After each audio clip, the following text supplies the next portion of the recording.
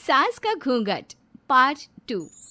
पिछले अंक में हमने देखा कि देविका अपने ससुराल में हर गलत बात का विरोध करती, तो उसकी वजह से देविका पर उसके ससुराल वाले बहुत अत्याचार करने लगे। एक दिन देविका ने सचिन से कहा, सचिन, मैं तुम्हारे घर में नहीं रह सकती, तुम मुझे आज ही मेरे घर शहर भेज दो, मैं अपने मम्मी पापा के पास रहूंगी। क्यों देविका, तुम शहर क्यों जाना चाहती हो? यहाँ तुम्हें किस बात की परेशानी है? किस बात की परेशानी नहीं है सचिन, तुम्हारे घर के आदमी औरतों के साथ जानवरों जैसा व्यवहार करते हैं, मैं ऐसे माहौल में नहीं रह सकती। देखो देविका, तुम्हें यहीं रहना होगा। तुम्हारी शादी मुझसे हो गई है, अब मैं तुम्हारा पति हूँ और यही तुम्हारा घर है। अच्छा, तो तुम्हें याद है कि मैं तुम्हारी पत्नी हूँ? जब तुम्हारे पिताजी और चाचा जी मुझे एक एक हफ्ते के लिए कमरे में बंद कर देते हैं, तब तुम्हें क्यों याद नहीं आता कि जो औरत कमरे में बंद है वो तुम्हारी पत्नी है? जब तुम्हारे जीजाजी और भाई मुझसे बदतमीजी से बात करते हैं, मुझे खाने के लिए कुछ नहीं देते, तब भी तुम्हें याद नहीं आता कि मैं तुम्हारी पत्नी हूँ? देखो देविका, तुम बेकार की बातें मत करो। तुम यहाँ ढंग से रहोगी, सबकी बात मानोगी, तो कोई तुम्हें कुछ नहीं कहेगा। इस तरह जानवर की तरह रहना, ढंग से रहना है तो सॉरी सचिन, मैं नहीं रह सकती, मैं आज ही अपने घर जाऊंगी। ये बोलकर देविका अपना सामान पैक कर लेती है और घर से जाने लगती है। सचिन भी उसके पीछे पीछे चलता है और उसे समझाने की कोशिश करता है। जब ये सब जोगिंदर ने देखा तो बोल पड़ा, बहू, यह सब क्या हो रहा है? कहाँ जा रही हो? सचिन, बताओ अपने पिताजी को कि कहाँ जा रही हूँ मैं। तुम्हें शर्म नहीं आती अपने पति का नाम लेते हुए? मैं अपने पति का नाम ले रही हूँ, इसमें आपको क्या परेशानी है? आपका नाम तो नहीं ले रही हूँ ना? देविका, ये किस तरह से बात कर रही हो तुम पिताजी से? जिस तरह से करनी चाहिए उस तरह से कर रही हूँ बात। इससे अच्छी तरह से मैं तुम्हारे घर के किसी भी आदमी से बात नहीं कर सकती। तीनों की बात सुनकर घर के बाकी लोग भी वहां आ जाते हैं। तभी जोगिंदर कहता है, हमारे घर की औरतें अपने मर्दों का नाम नहीं लेती। तुम्हारे शहर में होता होगा, लेकिन हमारे यहाँ पर ऐसा कुछ नहीं होता। बहू, सचिन तुम्हारा पति है, तुम उसका नाम मत लिया करो। तुम अपने पति का नाम लेने की जगह ए जी, ओ जी, सुनो जी कहा करो। पति ना परमेश्वर होता है। तो परमेश्वर का तो हम नाम लेते हैं। क्यों माँ जी, क्या आप अपने इष्ट देव का नाम नहीं लेती? माँ जी, ये सब इन पुरुषों के बनाए तौर तरीके हैं, औरतों को दबाने के लिए। ये बेशर्म लड़की ऐसा नहीं सुधरेगी। ये हमारे घर की औरतों को भड़का रही है। सचिन, तुम इसे चुप कराओगे या फिर मैं करूं? नहीं नहीं पिताजी, मैं अभी समझा देता हूँ। चलो देविका अंदर। और कितना तमाशा बनाओगी मेरा?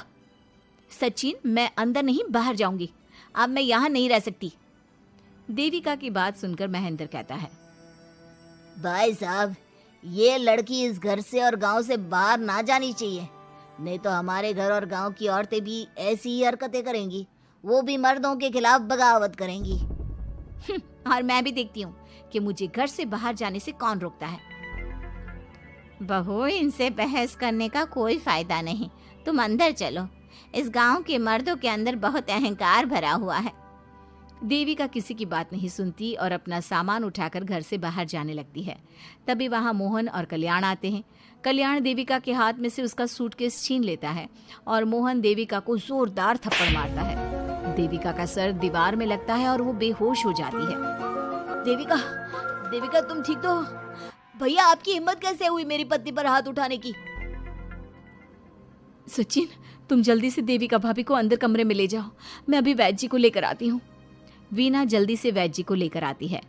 वैद्य जी थोड़ी देर तक देविका की जांच करते हैं और कहते हैं, मुबारक हो आप सबको, आपकी बहू माँ बनने वाली है। अभी तो मैं आपको दवाई दे देता हूँ, लेकिन आगे इनके इलाज के लिए आपको दाई अम्मा को बुलाना होगा। ये बात सुनकर घर के सभी लोग खुश होते हैं। देविका को जब होश आता है, उसे ये बात पता चलती है तो वो बहुत खुश होती है। वो सबसे कहती है, मैं अपने बच्चे को यहाँ नहीं रख सकती। क्यों बहू, क्या हुआ? अब तुम ये सब बातें मत सोचो, तुम्हें आराम करना चाहिए। नहीं माँ जी, आप नहीं समझ रही।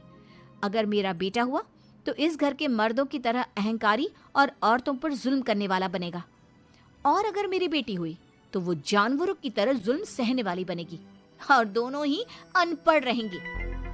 देविका की बात सुनकर घर की सभी औरतों को पहली बार एहसास हुआ कि वो किस अंधकार वाले समाज में जी रही हैं। लेकिन फिर भी घर की सारी औरतें उसे ही समझाती हैं। बहू देखो, तुम्हारी बात सही है, लेकिन तुम इस हालत में सफर नहीं कर सकती। हाँ बहू, तुम यहीं रहो, अपना और अपने बच्चे का ख्याल रखो। देखो ना देविका भाभी, हमें बिल्कुल भी पढ़ना लिखना नहीं आता, अपना नाम भी नहीं लिख पाते, तो आप मुझे थोड़ा पढ़ा दीजिए ना। देविका, तुम्हारी बातें सुनकर पहली बार हमें एहसास हुआ है कि कैसे माहौल में हम जी रहे हैं। तुमने हमारे अंदर उम्मीद की नई रोशनी पैदा की है। यहाँ से मत जाओ तुम। देविका ने घर की औरतों की बात सुनी तो उसका दिल पसीज गया। उसने गांव में ही रहने का फैसला लिया। वो अपने घर की औरतों को रोज पढ़ाती, उन्हें अपने अधिकारों के बारे में, देश के बारे में बताती। इसी तरह कई दिन बीत गए और एक दिन सुजाता ने सचिन से कहा, सचिन, देविका की तबीयत ठीक नहीं, तुम जल्दी जाकर दाई अम्मा को बुला लाओ ना। भाभी, दाई अम्मा क्या कर लेंगी? आप किसी डॉक्टर को बुला लो, मेरी तबीयत ठीक नहीं है। देविका, गांव के लोग डॉक्टर पर भरोसा नहीं करते। दाई अम्मा बरसों से ये काम कर रही है, वो तुम्हें ठीक कर देगी। सचिन, तुम्हारे घर वाले अनपढ़ हैं, तुम तो पढ़े लिखे हो ना, देख नहीं रहे मेरी हालत क्या हो रही है। तभी तो बोल रहा हूँ, समय बर्बाद मत करो, मैं अभी आता हूँ। सचिन दाई अम्मा को बुलाकर ले आता है। दाई अम्मा घरेलू नुस्खों से देविका का इलाज तो कर देती है। कुछ समय के लिए उसकी हालत भी स्थिर हो जाती है, लेकिन वो पूरी तरह से ठीक नहीं होती। फिर देविका सचिन से कहती है, सचिन, मुझे समझ में नहीं आ रहा तुम मुझे डॉक्टर के पास क्यों नहीं ले जा रहे। मैं माँ बनने वाली हूँ और मुझे ये भी नहीं पता कि मेरा हेमोग्लोबिन कितना है। दाई अम्मा कर रही है ना तुम्हारा इलाज। लेकिन दाई अम्मा को कुछ समझ में ही नहीं आ रहा कि मेरे साथ क्या हो रहा है। अगर देखो तुम मुझे नहीं लेकर गए ना तो मैं खुद ही चली जाऊंगी। अगले दिन देविका की तबीयत दोबारा बिगड़ जाती है और दाई अम्मा के किसी भी नुस्खे से वो ठीक नहीं हो रही थी। देविका ने सारी हिम्मत जुटाई और वो अकेली ही डॉक्टर के पास जाने लगी। उसे देखकर मोहन कहता है, बहू, इस हालत में कहाँ जा रही हो? आप लोगों के भरोसे रही ना तो आप लोग मुझे मार ही डालोगे। डॉक्टर के पास जा रही हूँ मैं। बहू, तेरा दिमाग तो ठिकाने पर है। हमारे घर की औरतें मर्दों से इलाज नहीं कराती। हे भगवान, इन जाहिल लोगों को मैं कैसे समझाऊं? डॉक्टर औरतें भी होती हैं। बहू, तो हमें पागल मत बना, हमने तो कभी कोई महिला डॉक्टर नहीं देखी। तू झूठ बोलकर निकलना चाहती है ना? इस गांव की सरहद से आप लोग कभी बाहर नहीं गए ना, इसलिए आप लोगों को नहीं पता कि महिलाएं डॉक्टर के अलावा क्या क्या है। ए लड़की, तुझसे तमीज से बात कर रहे हैं तो तू ज्यादा हवा में मत उड़। बोला ना एक बार, चल अंदर जा। चाचा जी, मैं अंदर नहीं जाऊंगी, डॉक्टर के पास जाऊंगी। मेरा इलाज सिर्फ डॉक्टर ही कर सकता है। ये बोलकर देविका घर से निकल रही थी कि तभी जोगिंदर ने उसे कमरे में ले जाकर बेड पर जोर से धक्का दे दिया, जिसकी वजह से देविका के पेट में चोट लग गई और वो दर्द की वजह से जोर जोर से चिल्लाने लगी। ये देखकर घर की सारी औरतें देविका को संभालने लगी। देविका, हिम्मत रखो, सब ठीक हो जाएगा। देविका भाभी, आप ठीक हो ना? माँ, कुछ करिए ना, भाभी की तबीयत बहुत खराब हो रही है। लेकिन मैं क्या कर सकती हूँ? भाभी, कुछ तो करो, कहीं बहू को कुछ हो ना जाए। उधर जोगिंदर मेन गेट पर बड़ा सा ताला लगा देता है और कहता है, आज के बाद इस घर से कोई भी औरत बाहर नहीं निकलेगी। देविका का बच्चा भी इसी घर में होगा, ये जिंदा रहे या मर जाए। जोगिंदर की बात सुनकर सभी औरतें बाहर आती हैं। जब विमला को इस बात का एहसास हो जाता है कि जोगिंदर देविका को डॉक्टर के पास किसी कीमत पर नहीं जाने देगा, तब विमला पहली बार अपना घूंघट उठाकर तेज आवाज में कहती है, मैं भी देखती हूँ देविका को डॉक्टर के पास जाने से कौन रोकता है। आज देविका डॉक्टर के पास जाकर रहेगी। देविका की सास का घूंघट आखिरकार उतर ही गया। घर के आदमियों ने पहली बार विमला का ये रूप देखा था और उसकी तेज आवाज पहली बार सुनी थी। क्या विमला अपनी बहू की जान बचा पाएगी या जोगिंदर अपनी पत्नी की आवाज भी दबा देगा? ये जानने के लिए हमारे अगले एपिसोड का इंतजार कीजिए और हमें कमेंट में ये भी बताइए कि घर की औरतों को आगे क्या कदम उठाना चाहिए।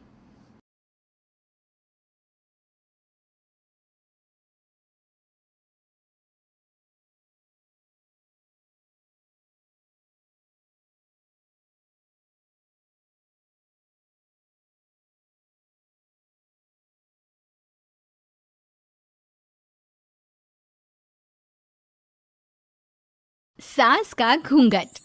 ये है देविका। देविका पढ़ी लिखी और मॉडर्न लड़की है, लेकिन उसकी शादी ऐसे परिवार में हुई है जो गांव में रहता है। भले ही ये 21वीं सदी है, लेकिन देविका की ससुराल वालों की सोच वो तो 18वीं सदी से आगे बढ़ी ही नहीं। आइए जानते हैं क्या होगा जब शहर की पढ़ी लिखी और मॉडर्न लड़की फंस जाएगी संकीर्ण मानसिकता वाले माहौल में। सागर, ये तुम्हारे गांव में सबने इतने लंबे लंबे घूंघट क्यों कर रखे हैं? और ये सब मुझे इतना घूर घूर कर क्यों देख रहे हैं?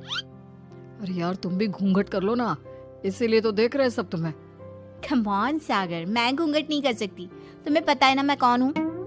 लेकिन देविका, मेरे पिताजी, चाचा जी, बड़े भैया और जीजा जी ने तुम्हें बिना घूंघट के देख लिया ना तो बहुत गुस्सा होंगे और न जाने कौन कौन से फरमान सुनाएंगे। घर चलो, देखा जाएगा जो होगा। सागर देविका से कई बार कहता है कि वो घूंघट कर ले, लेकिन देविका सागर की नहीं सुनती और अपने ससुराल के दरवाजे पर पहुंच जाती है। जब देविका वहां पहुंचती है तो देखती है कि उसकी सास बिमला, चाची सास कम्मो और जेठानी सुजाता ने लंबा सा घूंघट कर रखा था, पर उनकी ननद वीना ने घूंघट नहीं किया हुआ था। लेकिन हाँ, उसने सर पर सलीकी के साथ दुपट्टा जरूर ओढ़ा हुआ था। सागर अपनी पत्नी को सबसे मिलवा रहा होता है, तभी सागर के पिता जोगिंदर बोलते हैं, सागर, तूने बहू को इस घर के तौर तरीके नहीं समझा। हमारे घर की औरतें बिना घूंघट के किसी पर आए मर्द के सामने नहीं आती, और तू इसे ऐसे ही ले आया। पिताजी, मैं समझा दूंगा। वो नई नई शहर से आई है ना, इसलिए उसे पता नहीं है। सागर की बात सुनकर उसके चाचा जी महेंद्र बोलते हैं, ये बात तो तुझे गांव में कदम रखते ही अपनी बीवी को समझानी चाहिए थी। हमारा गांव में बहुत नाम है। तेरी बीवी ऐसे गांव भर में घूमेगी तो क्या इज्जत रह जाएगी हमारी। ये बोलकर जोगिंदर और महेंद्र वहां से चले जाते हैं। शाम को घर की सारी औरतें खाने की तैयारी करती है। खाना तैयार हो जाता है, लेकिन घर की कोई भी औरत खाना नहीं खाती। बहुत रात हो जाती है, तब देविका कहती है, सासू माँ, खाना बने हुए तो देर हो गई, रात भी बहुत हो गई है, हम लोग खाना क्यों नहीं खा रहे हैं? अरे बहू, ये क्या बोल रही हो? हमारे यहाँ घर की औरतें तब तक खाना नहीं खाती जब तक घर के मर्द खाना ना खा ले। लेकिन इतनी देर हो गई, आप सबको भूख नहीं लग रही क्या? तभी देविका की जेठानी सुजाता कहती है, लग तो रही है, लेकिन यहाँ की यही रीत है, ये निभानी तो पड़ेगी ना। भाभी जी, ये रीत नहीं है, औरतों को प्रताड़ित करने का एक तरीका है। अगर इस घर के आदमी पूरी रात नहीं आए तो आप पूरी रात खाना नहीं खाओगी क्या? देविका ये बोलकर सीधा सागर के पास जाती है। सागर उसे समझाता है, देविका, यहाँ ऐसा ही होता है, तुम थोड़ा सब्र कर लो, पिताजी और चाचा जी आते ही होंगे, फिर हम सब खाना खाएंगे। सागर देविका को समझा ही रहा था, तभी देविका की ननद वीना आकर कहती है, सागर, खाना खाने आ जाओ, पिताजी और चाचा जी आ गए हैं। चलो देविका, तुम्हारा इंतजार खत्म हुआ। सागर खाने के लिए बैठ जाता है। जब सब खाना खाने बैठते हैं तो देविका भी बैठ जाती है। सागर धीरे से उसे कहता है, अरे देविका, ये क्या कर रही हो? तुम इस तरह हमारे साथ खाना नहीं खा सकती। मगर क्यों सागर, मुझे भूख लगी है, सब लोग खा रहे हैं तो मैं क्यों नहीं खा सकती? ये हमारे घर का नियम है, पहले घर के आदमी खाते हैं और बाद में औरतें। लेकिन सागर, हमारे घर में तो ऐसा कोई नियम नहीं है। देविका और सागर में बहस छिड़ जाती है। तब सागर का बड़ा भाई कहता है, सागर, तेरी बीवी को एक बार में समझ में नहीं आता क्या कि इस घर की औरतें मर्दों के खाना खाने के बाद ही खाना खा सकती है? भैया, मैं देविका को यही समझा रहा था। मुझे तो लग रहा है कि इसके दिमाग में कोई बात ही नहीं बैठती एक बार में। भैया, मेरे दिमाग में बात तब बैठेगी ना जब आपकी बात कोई ढंग की होगी। अरे आखिर क्यों घर की औरतों को आप लोगों की बात खाना मिलेगा? हाँ, अब से पहले घर की किसी औरत ने घर की किसी मर्द से इस लहजे में बात नहीं की थी, इसलिए वो सब देविका की बात सुनकर हैरान रह गए। तभी सागर की जीजा और वीना के पति कल्याण जी कहते हैं, ये क्या है सागर, इस घर की दीवारों को औरतों की इतनी ऊंची आवाज सुनने की आदत नहीं है। अपनी बीवी को बोल जरा होश से काम ले और चुपचाप चली जाए। क्यों चली जाऊं मैं चुपचाप? इस घर की औरतें आपकी हर बात बर्दाश्त कर लेंगी, लेकिन मैं शहर की पढ़ी लिखी लड़की हूँ। आपकी कोई भी फालतू के रीति रिवाज मैं नहीं बर्दाश्त करने वाली। इस तरह देविका ने सारे घर की औरतों के लिए मिसाल पैदा कर दी। जोगिंदर के घर में पहली बार किसी महिला ने विरोध का स्वर उठाया है। ये बात घर के किसी मर्द को बर्दाश्त नहीं हो रही है। तभी जोगिंदर कहता है, महेंद्र, मोहन, इस बेशर्म लड़की को कमरे में बंद कर दो और आज इसे कोई खाना नहीं देगा। अगर किसी ने इसे खाना दिया तो मैं उसे जिंदा नहीं छोड़ूंगा। महेंद्र और मोहन उसे कमरे में बंद कर देते हैं और उसे खाना भी नहीं देते। रात के 3 बज जाते हैं। भूख की वजह से देविका को नींद भी नहीं आती। तभी उसे कुछ महसूस होता है। ऐसा लग रहा है कोई दरवाजा खोल रहा है, लेकिन इतनी रात को कौन हो सकता है? कहीं सागर तो नहीं? देविका उम्मीद भरी नजरों से दरवाजे की तरफ देखती है, लेकिन दरवाजा खोलने वाला सागर नहीं बल्कि विमला और कम्मो है। माँ जी, चाची जी, आप दोनों? बहू, ये ले, हम तेरे लिए खाना लाए हैं, खा ले। और ये बात ना तो किसी को बताना मत कि हमने तुझे खाना दिया है, नहीं तो हमारे मर्द मार मार कर हमारा बुरा हाल कर देंगे। माँ जी, आप यहाँ इतना घुट घुट कर क्यों रहती हो? देविका, अब तू भी इस घर की बहू है, तू भी हमारी तरह रहना सीख ले। इस घर के कायदे कानून अपना ले। इस घर के मर्द तो कभी बदलने वाले हैं नहीं बहू, तो तू ही बदल ले अपने आप को। माँ जी, बदलाव अच्छे के लिए हो तो हमें बदलना चाहिए। बेकार और बेतुकी की बातों का तो विरोध करना चाहिए। दोनों ने देविका को समझाने की कोशिश की, लेकिन देविका ने उल्टा उन्हें ही समझा दिया। इसी तरह एक दिन देविका किसी बात पर जोर जोर से हंस रही थी। तभी देविका की सास विमला ने उसे टोकते हुए कहा, अरे बहू, तू इतनी जोर जोर से क्यों हंस रही है? हमारे घर की औरत इतनी जोर जोर से नहीं हंसती। विमला अपनी बहू को समझा रही थी कि तभी महेंद्र बोलता है, अरे कम्मो, कौन है ये औरत जो बेशर्मों की तरह जोर जोर से हंस रही है? तभी कम्मो और देविका बाहर आ जाती हैं। जी, वो मैं हंस रही थी चाचा जी। अब आप लोग हंसने पर भी पाबंदी लगाओगे क्या? तुम जैसी बदतमीज लड़कियों से मैं बात नहीं करना चाहता, लेकिन कान खोलकर सुन लो, इस घर की औरतें इतना जोर जोर से नहीं हंसती।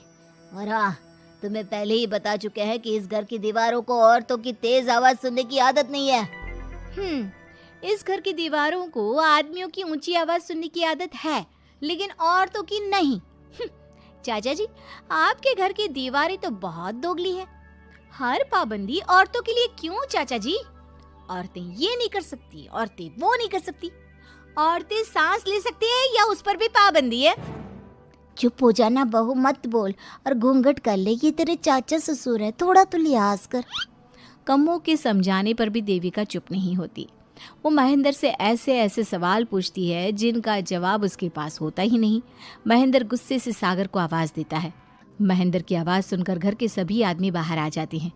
जी चाचा जी, आपने बुलाया? अपनी मुंह जोर बीवी को यहाँ से ले जाने तो कुछ अनर्थ हो जाएगा। क्या हुआ चाचा जी? तेरी बीवी जिस तरह से मुझसे बात कर रही है, छोटे बड़े की तमीज नहीं है इसे। कम से कम 7 दिन तक ये कमरे से बाहर नहीं निकलनी चाहिए। अगर इसे मैंने कमरे से बाहर देख लिया तो किसी की खैर नहीं, समझे? पर मैंने कुछ गलत नहीं बोला। सागर जो सच है मैंने वही कहा है। देविका, चलो मेरे साथ। लेकिन सागर, मेरी बात तो सुनो। सागर देविका को वहां से ले जाता है। इसी तरह से कई दिन बीत गए। अब देविका अपने ससुराल में हर गलत बात का विरोध करने लगी, लेकिन जितना ज्यादा वो विरोध करती, उसके ससुराल वाले उस पर उतना ही ज्यादा अत्याचार करते। अब देखना यह है कि देविका अपने ससुराल वालों के अत्याचार को यूं ही सहती रहेगी। क्या उसके ससुराल में घूंघट में औरतों का दम इसी तरह घुटता रहेगा? अगर आप इन सवालों के जवाब जानना चाहते हैं ना, तो हमें कमेंट करके ज़रूर बताइएगा। और हमारी स्टोरी को लाइक, शेयर और चैनल को सब्सक्राइब करना ना भूलें।